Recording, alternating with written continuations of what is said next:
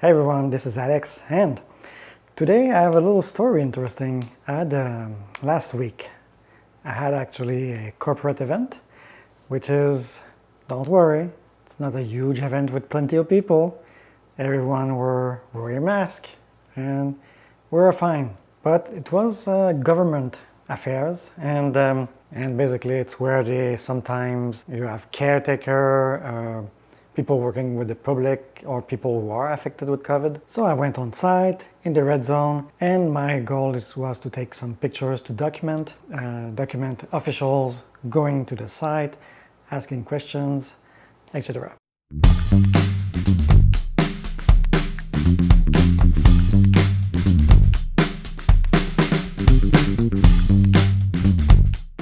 So basically this is a hot zone. There's some rules. When you come in, when you come out, what you should wear, depending on what task you're doing, depending on what floor you are. We were on the floor that is, let's say, medium hot, and they basically say, well, there can be anything on the walls because this is where particles will stick, and on yourself, and on anything that you touch. For example, of course you come in, you wash your hands. If you had the artisanal mask, you need to put an official mask, which they provide, and there's special instructions on how to put it. After that you can go inside, and to get out of the place you actually need to wash your hands, go forwards a few steps and a few more steps, and then re-wash your hands again because you touched the door, because you opened the door. So yeah, there was a lot of instructions. Second instructions were for everyone who actually, for example, they watched their phones. Let's say someone who actually touched their phones while they were there. You need to disinfect the phones. Today, well, we won't talk about disinfecting the phone, although that I could do that. I'm going to do a small video that is slightly different than usual. And since I'm using Canon, which is filming right now, so I waited 72 hours because they do say that after 24 hours the virus is dead on surfaces, but let's not take any chances. So I went to 72, but let's say that you could not wait until 72 hours and you have 2 days of shooting, the first one in the hot zone, the second one anywhere else.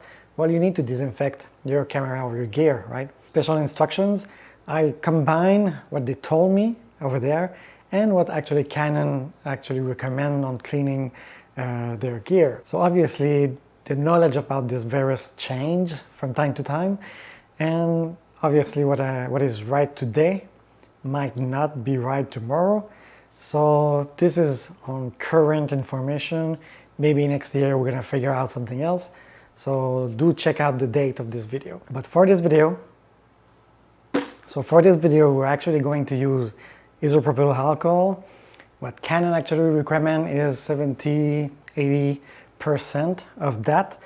This specific product is 99.9% pure. There are some warnings though of using this. So this is usually used to clean electronics or glass, and yeah, that can work actually for this glass too. So we're gonna do a little shooting with the phone because I'm gonna have to clean that, which is filming me right now, and I'm gonna take all the proper measures.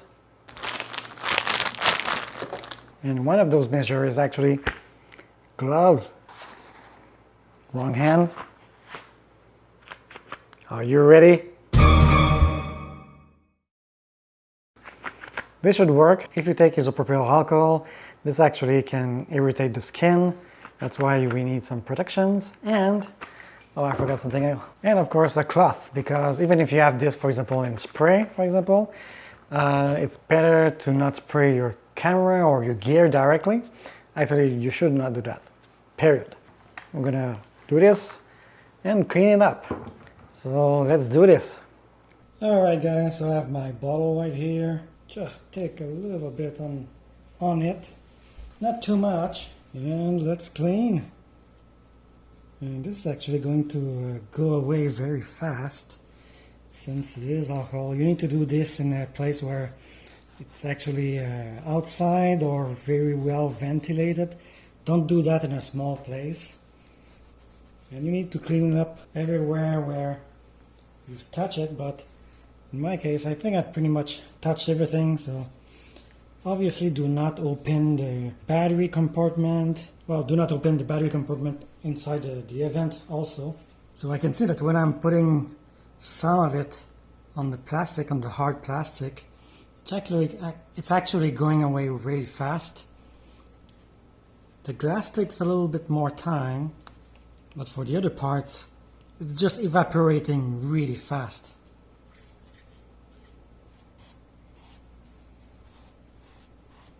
It's just going away very fast. So obviously, this is not for inside the camera, this is for outside the camera only. It suggests strongly that you also have some glasses. Right now I have my normal glasses that I use daily. And of course, don't touch your face while you're doing that. So I did not change my lens. My lens was on all the time. So I'm going to clean the lens itself. Oh, I recognize the smell now. Obviously the lens hood is actually not plastic, it's actually some kind of tissue. So yeah, I'm just going to pass on that. Maybe, well, I did wait for 72 hours, so that's fine in my case. But if you need absolutely to go a lot of times in different zones, I would probably buy 2 of these. The goal is to reduce the risk as much as possible. It does look almost new. All right. So if you're interested, I found this in my local electronics store. So seeing all the languages on it, it's probably kind of international.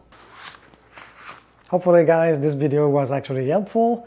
So in the next video, we're actually going to check out the CamLink USB connector.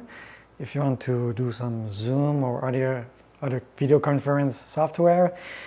And I'm going to try it out with that camera because we already did the USB with the Canon Camera software. But what about CamLink, right? We could try it out, and we will. So if you like this video, guys, hit the like button. If you like this type of content, well, subscribe for more. And hopefully I can help you to achieve something. Take care, guys.